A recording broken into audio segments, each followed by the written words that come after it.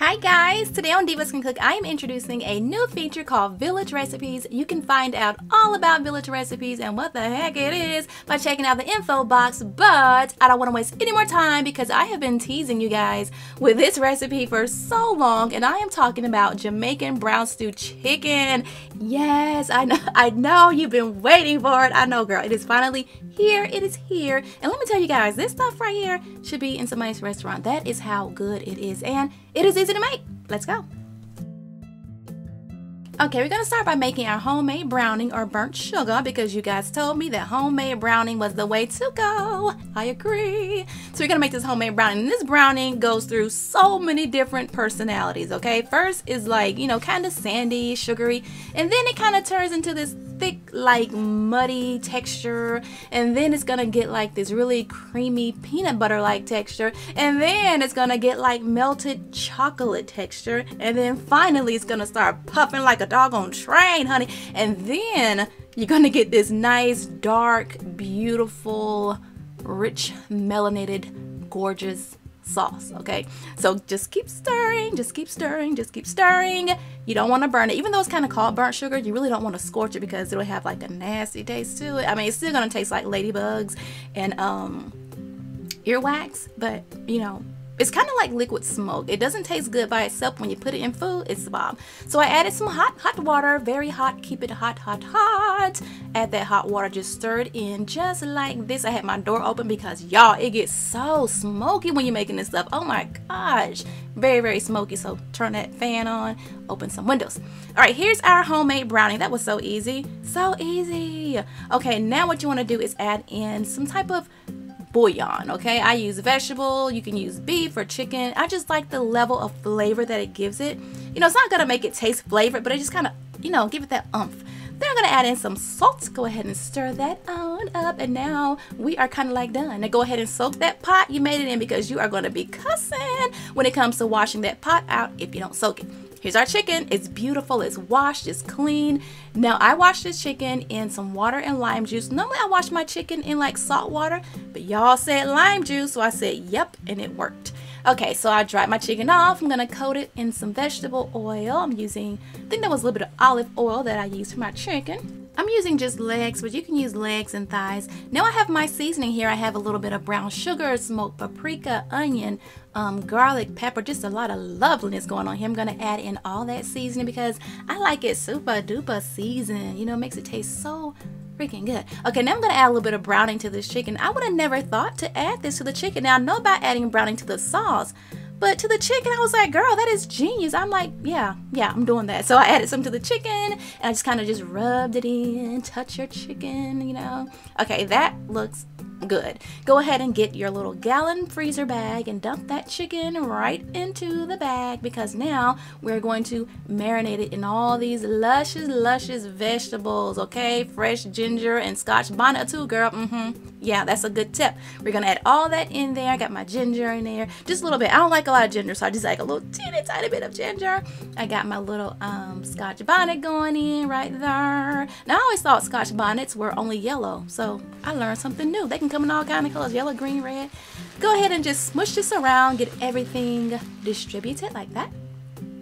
And then I'm gonna add in my fresh thyme. I'm not gonna break that up, I'm just gonna leave it whole, you know. And then you're gonna refrigerate overnight. I usually do 24 hours because it just really seeps down to the bone, that flavor. All right, there's our chicken. It is the next day. I'm gonna add a little bit of oil, not too much, into this super big skillet. You can use a cast iron skillet, Dutch oven.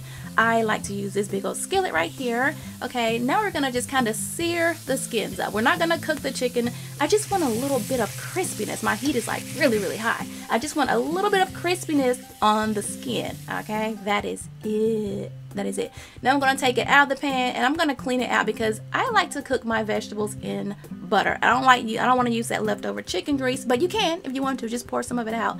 But I like butter, so I'm going to add some butter, and now I'm going to saute the remaining vegetables. This is just the other half, not the half that was in that marinade. I didn't want to use that one because it tastes like marinade. I want fresh veggie taste. So this is the other half of those peppers and onions. Okay, now I'm going to saute this until the vegetables are all tender and stuff, and then once they get all tender and start smelling all divine, you can go ahead and add in the garlic. All right, dump that garlic right on in. You can add as little or as much as you like. I like a lot of garlic in mine. It's really good.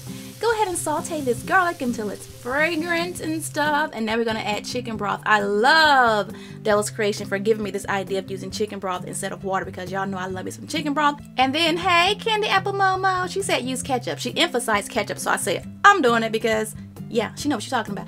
Okay, now I'm gonna add a little bit of browning into my sauce to give it that beautiful, deep, rich color and a nice smoky flavor.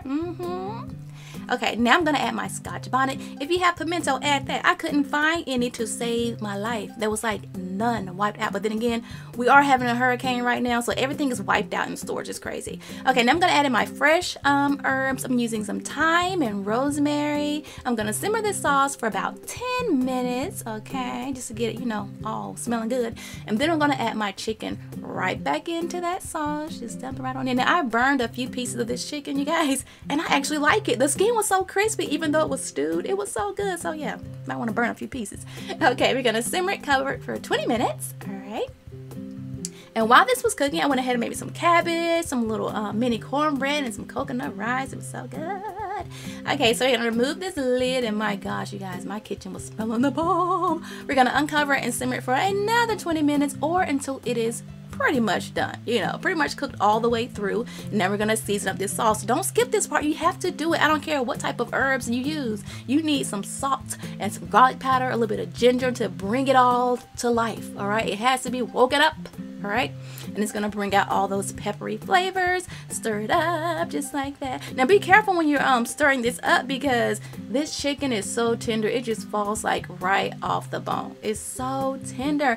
So now I'm done. I'm gonna let it simmer on low just to kind of thicken up the sauce. If you want to add cornstarch, you can. If you want to add breadcrumbs, you can. I don't like a really thick sauce. As much as I love gravy, I'm a Southern girl, I don't like the sauce on here very thick.